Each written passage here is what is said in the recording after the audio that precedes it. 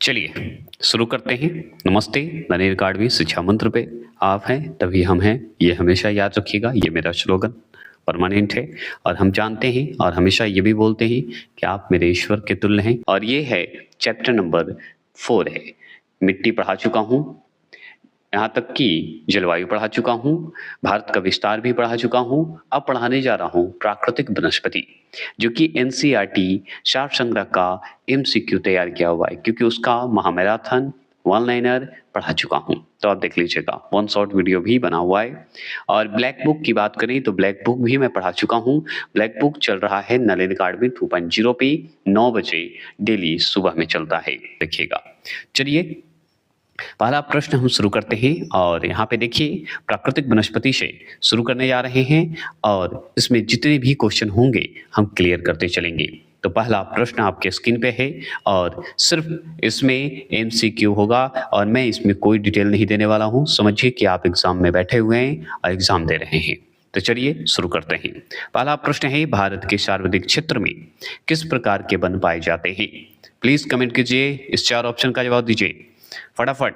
अगर मेरा one liner किताब रखिएगा, जो सार संग्रह पढ़ा चुका हूँ, वो अगर किताब आप लोग रखे हैं या मेरा पीडीएफ रखे हैं तो आप सामने पीडीएफ को रखिए, वन लाइनर को, और इसी में से 4 ऑप्शन को देखिए और टिक लगाइए।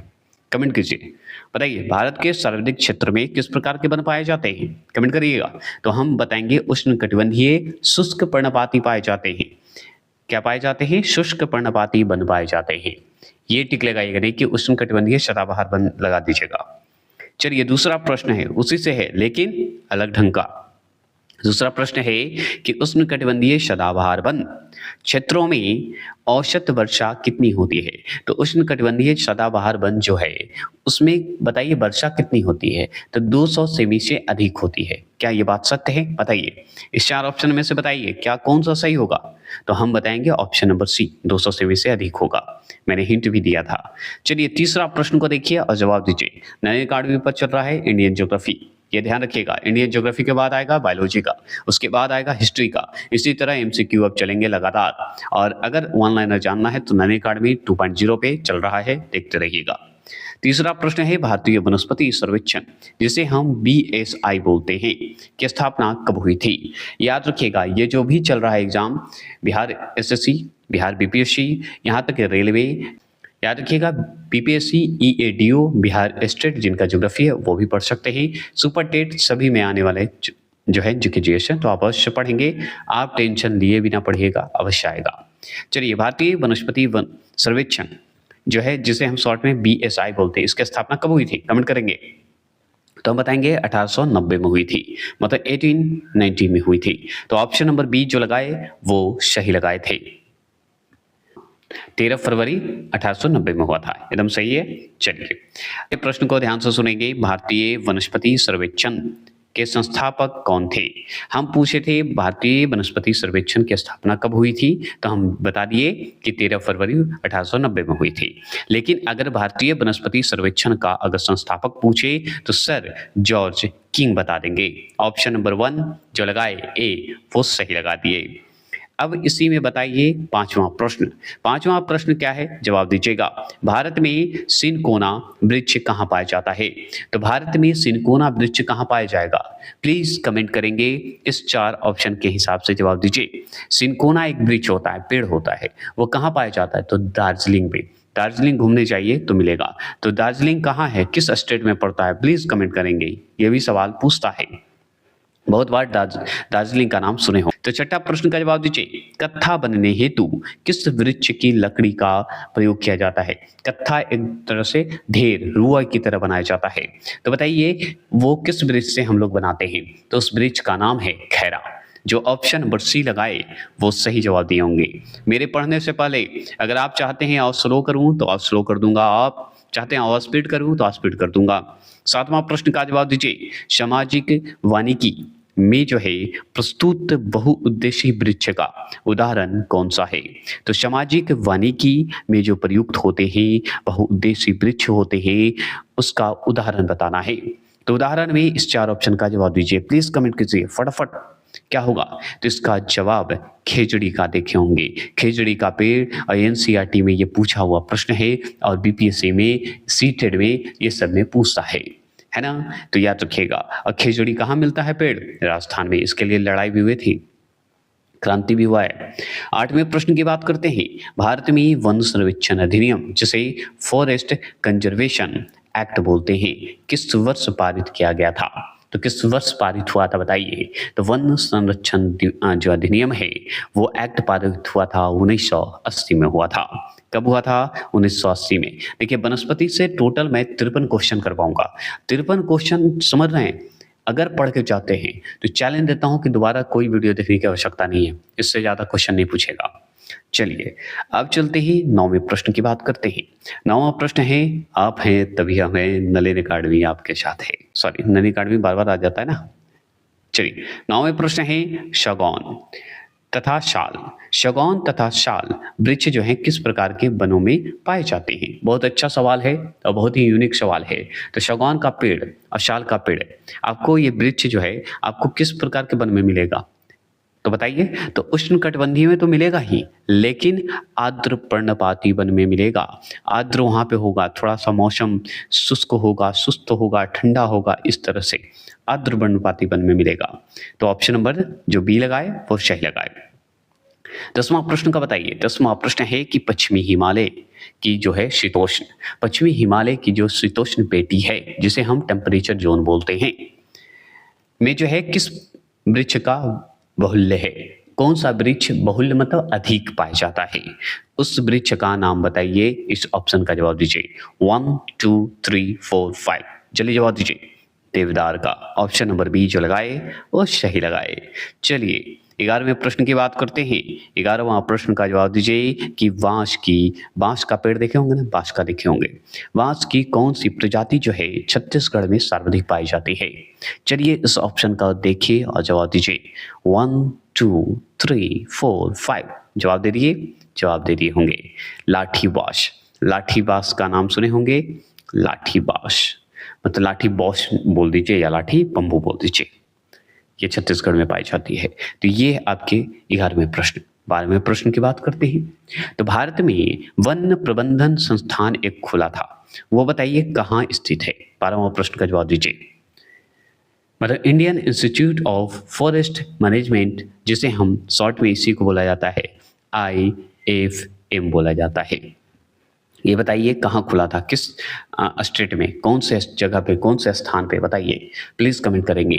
तो हम इसका नाम जानते हैं, भोपाल का नाम सुने होंगे, MP में है भोपाल। ऑप्शन नंबर बी जो लगाए वो सही लगाए। और ये 1982 में मतलब 1982 में खुला था, याद रखिएगा। अब खैरा ब्रिज का नाम सुने होंगे, तो खैरा ब्रिज से एक सवाल और बनता है। क्या बनता है सुनिए। खैरा वृक्ष में कौन सा उत्पाद प्राप्त होता है? तो खैरा से कौन सा होता है? देखिए क्वेश्चन को कैसे घुमाया है, क्वेश्चन को कैसे घुमाया, ये एनसीईआरटी के किताब से ही बनाया हुआ है। क्वेश्चन को कैसे घुमाया देखिए। खैरा वृक्ष बताइए। तो कत्था, अब ये तो हम पढ़े थे, वो कत्था कैसे प्राप्त होता है? खैरा वृक्ष से। देख रहे हैं क्वेश्चन को ऐसे ही घुमाता है। अब देखिए खेजड़ी वृक्ष। अब देखिए खेजड़ी वृक्ष जो है मुख्यतः कहाँ पाया जाता है? तो खेजड़ी का मैंने बताया था, इसकी लड़ाई चढ़ी थी स्टेट में। कौन से स्टेट में? राजस्थान स्टेट में, है ना। तो राजस्थान टिक लगा दीजिए। क्लियर। ऑप्शन नंबर 1 जो लगाएंगे वो सही लगा देंगे। क्लियर। चलिए 15वां प्रश्न है, और 15वां प्रश्न को देखिए। 15वां प्रश्न है कि भारत में वन संरक्षण अधिनियम किस उद्देश्य से पारित किया गया था? तो भारत में जो वन संरक्षण अधिनियम आया ना, वो बताइए किस उद्देश्य से हम पारित करेगा, किस उद्देश्य से पारित किया गया हुआ? तो हम जानते हैं वन क्षेत्र की रक्षा हेतु किया गया था। वन का बचाव करने के लिए तो रक्षा ही करेगा ना, घटाने के लिए थोड़ी करेगा। तो ऑप्शन नंबर बी। ये हो गए 15 क्वेश्चन का आंसर हो गया। 15 के बाद चलेंगे 16वां क्वेश्चन। अब ऐसे ही चलेंगे। 16वां प्रश्न की बात करें तो 16वां प्रश्न है कि लंबे जड़ों और नुकीले कांटों, लंबे जड़ हों, नुकीले कांटे हैं, अथवा शुल्क युक्त झाड़ी मतलब सुई जैसा गढ़ने वाले झाड़ी वाले वन जो हैं सामान्यतः कहाँ पाए जाते हैं? तो सुई जैसा वन, नुकीला कांटा वाला वन या लंबे कांटे वाले वन कहाँ मिलेंगे? झाड़ी कहाँ मिलेंगे बताइए, प्लीज कमेंट कर सकते हैं। तो अरे ये सब चीज तो कहाँ मिलेगा? जहाँ बालू होगा। बालू कहाँ है? राजस्थान में। तो ऑप्शन नंबर बी राजस्थान एकदम सही टिक लगाए। चलिए 17वां प्रश्न का जवाब दीजिएगा। संयुक्त राष्ट्र खाद्य एवं कृषि संगठन की नवीन रिपोर्ट के अनुसार भारत को विश्व में कौन सा स्थान प्राप्त हुआ था? प्लीज, संयुक्त राष्ट्र जो खाद्य है और कृषि संगठन जो है, एक नवीन रिपोर्ट के अनुसार पता चला कि भारत को विश्व में स्थान मिला है। तो कौन सा स्थान मिला है? प्लीज कमेंट करेंगे। 1, 2, 3, 4, 5 जवाब दीजिए। दे चुके होंगे आप। 8वां स्थान मिला है, ऑप्शन नंबर सी। कैसा लग रहा है ये वीडियो जरूर कमेंट करेंगे और ये बताइएगा कि मैं और स्लो कर दूं कि मैं और टाइम दूं। चलिए 18वां प्रश्न की बात करें। भोजपत्र, जिसे भुज वृक्ष बोला जाता है, कहाँ पाया जाता है? भोजपत्र सुने होंगे, आजकल के भोजपत्र का बहुत इस्तेमाल होता था पहले, अब तो कम होते हैं, लेकिन कहाँ? तो यह हिमालय से प्राप्त होगा। भोजपत्र कहाँ होगा? जहाँ हिमालय, जहाँ प्रभु का स्थान होगा, जहाँ पहाड़ों का स्थान होगा, ऐसे याद कर सकते हैं। अब देखिए पलाश का बहुत इंपॉर्टेंट सवाल है। 19वां प्रश्न है कि पलाश के वृक्ष को किस नाम से जाना जाता है? तो पलाश जो वृक्ष है वो और किस नाम से जानते हैं बताइए? जैसे बता सकते हैं तो हम बताएंगे जंगल की आग, बताएंगे फ्लेम ऑफ द फॉरेस्ट। आग लगने वाला है, जंगल का आग लगता है, एक तरह से है पलाश वृक्ष। चलिए, अब जरूरी नहीं कि आगे लग जाए, लेकिन है, धाकड़ है। 20वां प्रश्न की बात करते हैं। भारत के किस राज्य में सागौन के वन पाए जाते हैं? अब हम ये जानते हैं कि सागौन और साल वृक्ष जो है बहुत इंपॉर्टेंट है कि नहीं? बहुत इंपॉर्टेंट है, जानते हैं, क्योंकि उष्णकटिबंधीय आर्द्र पर्णपाती वन है भाई सागौन, ये हम जान गए। लेकिन किस राज्य में वन है? भारत का कौन सा राज्य में आपको दिखेगा ये बताइए? प्लीज कमेंट करेंगे। तो मध्य प्रदेश और क्या? MP। चलिए सी लगाए और सही लगाए। मैं बकवास करता रहूं, इस बीच में आप आंसर कमेंट करते रहेंगे, कमेंट पे मैं बैठा रहूंगा। 21वां प्रश्न है। रात को 10 बजे आएगा, डेली रात को 10 बजे आपका जो है कितना भी वीडियो नलिन अकाडमी एक ही वीडियो लाता है, ज्यादा ज्यादा 2 वीडियो लाएगा। तो याद रखिएगा, टाइमिंग मैं बता देता हूं, या रात को 10 बजे आएगा, अन्यथा सुबह के 8 बजे आएंगे। इससे ज़्यादा टाइम पे वीडियो नहीं आएगा, बीच में आपसे वीडियो नहीं आएगा।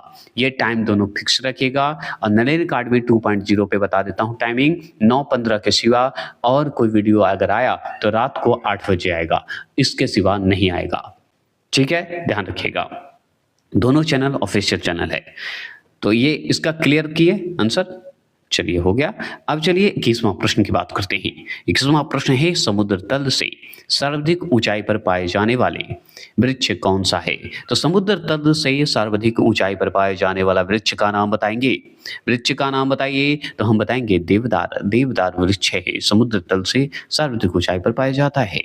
अगर 22 क्वेश्चन नंबर की बात करें, चिपको आंदोलन के प्रवर्तक कौन थे?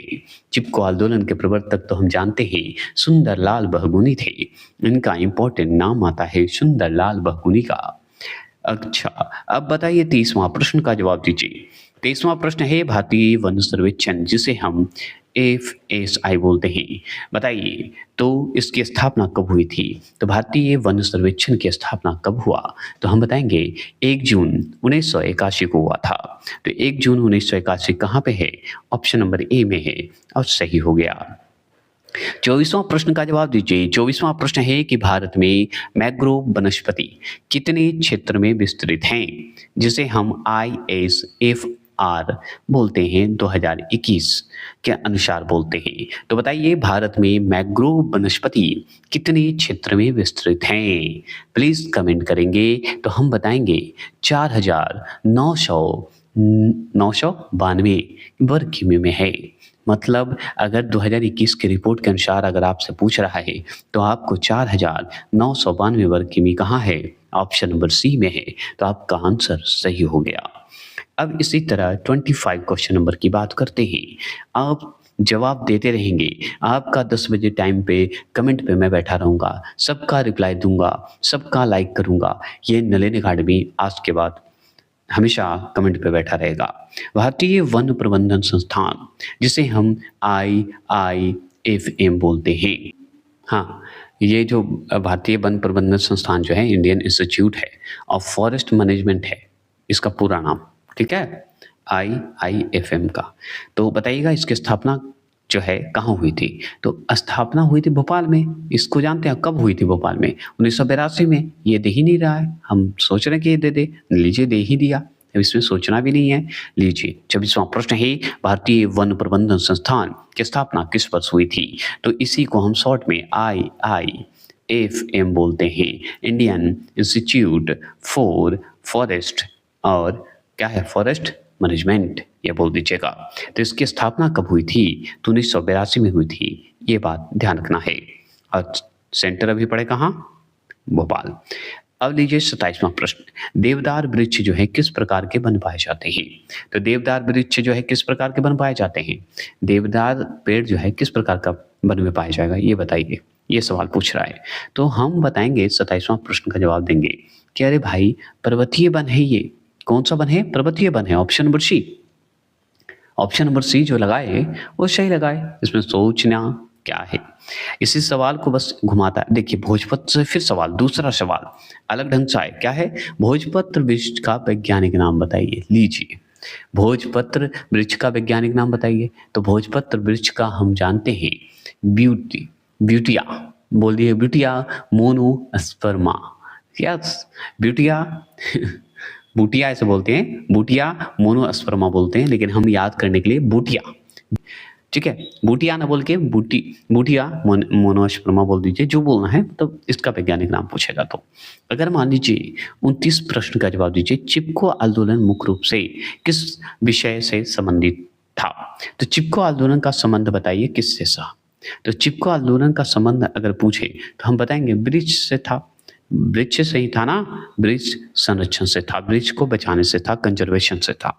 30वां प्रश्न बताइएगा। 30वां प्रश्न है कि वृक्ष जो है किस वृक्ष को फ्लेम ऑफ द फॉरेस्ट कहा जाता है? हर ढंग से एक एक हिस्सा को मैंने नहीं छोड़ा है, याद रखिएगा। तो किस वृक्ष को फ्लेम ऑफ द फॉरेस्ट? तो फ्लेम कौन है? आग कौन लगाता है? जंगल में आग लगाने का शेर कौन है? प्लाश है, प्लाश वृक्ष है, याद रखिएगा।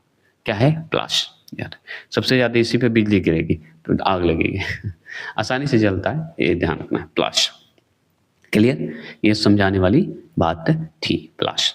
चलिए तो इसका भी देखिए 15 15 15 15 30 हुआ, 30 क्वेश्चन का हो गया। फिर आप 15 से चलेंगे, 30 से चलेंगे 31 क्वेश्चन चलेंगे। अब 31 क्वेश्चन है तो चलिए फिर से 31 से बताइए। टोटल 53 क्वेश्चन है, इससे ज़्यादा बन से नहीं आएगा। तो मैंने हर टॉपिक का सीरीज बनाते जा रहा हूँ। आपको जब फ्री होंगे, जब टाइम मिले देख लीजिएगा, लेकिन देख के अवश्य जाइएगा। इसलिए बोल रहा हूँ कि आपको एग्ज़ाम में अगर आना है और बिहार एसआई या दरोगा निकालना है तो आप मेरी वीडियो को अवश्य देख के जाएंगे। चलिए सिंपली बता दूं कि मेरा जो वीडियो है, जो भी बिहार दरोगा दे रहे हैं, ये दे रहे हैं, मैं ये नहीं बोलूँगा कि मेरे ही वीडियो से आ रहा है। कहीं आप तैयारी करते हैं वहाँ से आ रहा है, आपकी मेहनत से आ रहा है। और मैं क्या हूँ कि उस एक माध्यम हूँ उस क्वेश्चन को मिलाने से। तो पिछला बार जो बायोलॉजी से क्वेश्चन आया वो NCERT के तहत पढ़ाया हुआ था, द रिमाइंडर बुक से पढ़ाया हुआ था, तो उससे आपका क्वेश्चन बहुत लड़ा। तो इससे क्या हुआ कि मेरा जो है दिया हुआ कंटेंट आपको पसंद आया, आपका एग्जाम में करेक्ट हुआ, इसलिए। लेकिन आपका मेहनत है, आप मेरे वीडियो देखे, आपको एक रास्ता मिल गया बस। लेकिन आप खुद स्वयं आपका एग्जाम निकला है, तो मैं ये नहीं कहूँगा कि मेरी वजह से हुआ है, नहीं, आपकी वजह से हुआ है। आपके टैलेंट की वजह से एग्जाम करेक्ट होता है, जॉब होता है। बस वो मार्ग आपको जहाँ मिलना चाहिए वो आपको मिलता है। अब जैसे 31वां प्रश्न है कि फॉरेस्ट रिसर्च इंस्टीट्यूट कहाँ स्थित है, बताइए। तो फॉरेस्ट रिसर्च इंस्टीट्यूट अगर पूछे कहाँ स्थित है, अगर आपसे पूछे तो बताइए क्या जवाब दीजिएगा। अब ये डेट बहुत इंपॉर्टेंट है। फॉरेस्ट रिसर्च इंस्टीट्यूट कहाँ स्थित है, जवाब दीजिए प्लीज़, कमेंट कीजिए। तो हम बताएंगे देहरादून, उत्तराखंड, है ना, याद रखिएगा। इसकी स्थापना कब हुई थी, लीजिए इसी के नीचे बताइए। लीजिए यहाँ पे दिया है कि फॉरेस्ट रिसर्च इंस्टीट्यूट जो है, जिसे FRI बोलते हैं, कि स्थापना कब हुई थी। तो हम जान गए स्थापना जो हुआ है ये 1906 में हुआ है। कहाँ हुआ है? 1906। कहाँ है 1906? बी में, आंसर हो गया। और ये उत्तराखंड देहरादून में इसकी हुआ है। अब 33वां प्रश्न की बात करते हैं। 33वां प्रश्न है हिमालयन फॉरेस्ट रिसर्च इंस्टीट्यूट कहाँ स्थित है। तो हिमालयन है तो हिमालय में होगा, लेकिन हिमालय कहाँ बताइए। तो बताइए हिमालयन फॉरेस्ट रिसर्च सेंटर जो है हिमालय में है, तो हिमाचल प्रदेश का कहाँ है राजधानी, बताइए। शिमला। तो हिमाचल प्रदेश शिमला, तो शिमला टिक लगा दीजिए। आंसर आपका ऑप्शन नंबर बी दिख रहा होगा। अब बताइए हिमालयन फॉरेस्ट रिसर्च इंस्टीट्यूट की स्थापना जो है कब हुई थी? बताइए। 34वां प्रश्न का जवाब दीजिए। मान लीजिए हम समझ गए कि शिमला में, लेकिन स्थापना कब हुआ था? ये तो बिना याद किए तो नहीं होगा ना? बताइए। तो जहाँ पे 1977 दिखे, वो आंसर टिक लगा दीजिए। कहाँ पे दिखेगा? Option number C. मतलब 1977 दिखे, ऑप्शन नंबर सी में टिक लगा दीजिए। चलिए, अब 35वां प्रश्न को बताइए। 35वां प्रश्न है कि उष्णकटिबंधीय वनस्पति जो वनस्पतिक अनुसंधान संस्थान कहाँ स्थित है? बताइए। यहाँ पे लगता है क्वेश्चन का ऑप्शन जो है थोड़ा गलती कर दिया है। यहाँ पे जो है ना केरल देना था। केरल का वो भी तिरुवनंतपुरम देना था, जो कि यहाँ पे जबलपुर दे दिया है। तिरुवनंतपुरम मतलब केरल। ठीक है, ये ध्यान रखिएगा। तो ये थोड़ा-सा मिस्टेक हो गया है, तो चलिए आगे बढ़ते हैं। अगर मैं बात करूँ यहाँ पे कि यही बताइए कि उष्णकटिबंधीय जो वनस्पतिक जो अनुसंधान संस्थान है, इसकी स्थापना कब हुई थी? स्थापना जो है 1979 में हुआ था। ये भी थोड़ा-सा गलती हो गया। चलिए, ये 36वां प्रश्न का जो ऑप्शन है थोड़ा-सा गलती हो गया, ठीक है? ये 1979 होगा। अब चलिए यहाँ पे चलते हैं। 37वां प्रश्न है कि institute of forest genetics and tree breeding कहाँ स्थित है? बताइए। देखिए पीडीएफ जो दूँगा उसमें थोड़ा-सा मिस्टेक रहेगा, वो ध्यान रखिएगा। तो institute of forest genetics and tree breeding कहाँ स्थित है? बताइए। बताएँगे? तो ये बताएँगे कोयंबटूर का नाम सुने होंगे, ऑप्शन नंबर बी, वो सही लगाएँगे, कोयंबटूर लगा दीजिएगा। और इसी का बताइए स्थापना कहाँ हुआ था? 38वां प्रश्न है। वही स्थापना बताइए।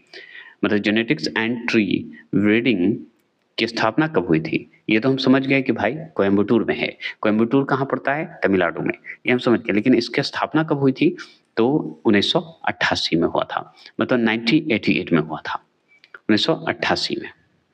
नंबर 39 क्वेश्चन नंबर है कि पारंपरिक, ठीक है, पारंपरिक फॉरेस्ट रिसर्च इंस्टीट्यूट कहाँ स्थित है? 39 में भी थोड़ा-सा 39 को भी ध्यान में रखते हुए चलेंगे। यहाँ पे थोड़ा-सा मिस्टेक हो गया है।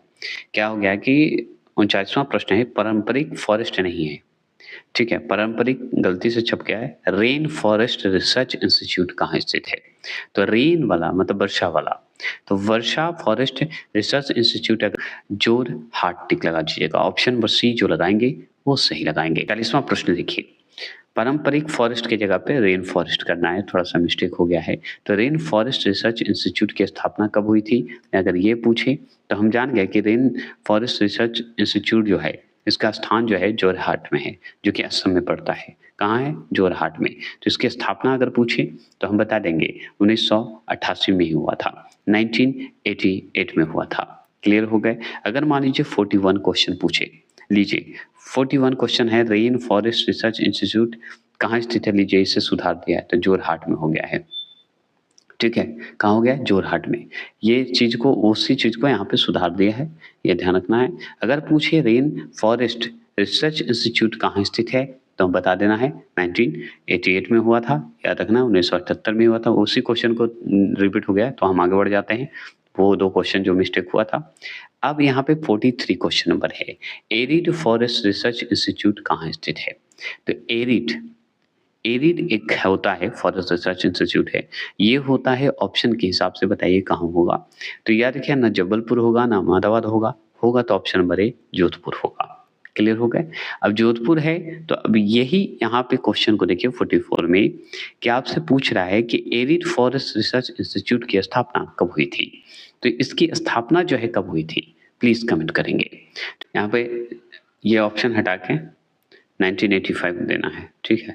तो 1985 में लगता है मिसप्रिंट कर दिया है प्रिंट करने में। तो एरिड फॉरेस्ट मैं आपको पीडीएफ सुधार के भेजूँगा, ठीक है? थोड़ा गलती है। एरिड फॉरेस्ट रिसर्च इंस्टीट्यूट की स्थापना कब हुई थी? तो हम बताएँगे 1985 में हुआ था। ये ध्यान रखना है, ठीक है? 1985 वो गलत हो गया। अब यहाँ पे भी देखिए थोड़ा-सा देखिए ट्रॉपिकल फॉरेस्ट रिसर्च इंस्टीट्यूट जो है जबलपुर किस राज्य में स्थित है? अब जबलपुर किस राज्य में स्थित है? तो हम जानते हैं जबलपुर कहाँ है? मध्य प्रदेश में।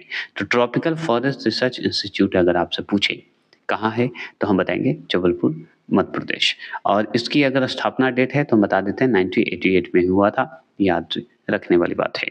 अब इसी में अगर मान लीजिए यहाँ पे थोड़ा मिस्टेक ना होगा। चलिए तो ये तो इतना ही था। अब चलिए इससे आगे है थोड़ा-सा क्वेश्चन, अब 46 से क्वेश्चन होगा। 45 तक था। 46 का क्वेश्चन है कि पश्चिमी हिमालयी क्षेत्र का विस्तार जो है कहाँ तक है?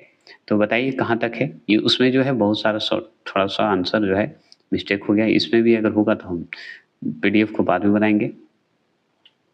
बताइए, तो पश्चिमी हिमालयी क्षेत्र का विस्तार अगर पूछे पश्चिमी हिमालय का, तो हम बताएंगे कि कश्मीर के जो कुआं है, कश्मीर का जो है कुआं क्षेत्र वहां तक है। तो आप बताइए पश्चिमी हिमालय क्षेत्र का विस्तार कहाँ है? तो कश्मीर से कुआं तक, ये बता देंगे, कश्मीर से कुआं तक। ऑप्शन नंबर बी जो लगाए वो सही लगाए। 47 क्वेश्चन नंबर का बताइए कि पूर्वी हिमालय क्षेत्र का विस्तार कहाँ तक है? बताइए, मतलब पूर्वी हिमालय क्षेत्र का अगर विस्तार पूछे तो हम बताएंगे भाई सिक्किम से दार्जिलिंग तक। तो सिक्किम से दार्जिलिंग कहाँ है ऑप्शन में? बताइए कहाँ दिख रहा है? तो सिक्किम से दार्जिलिंग तक।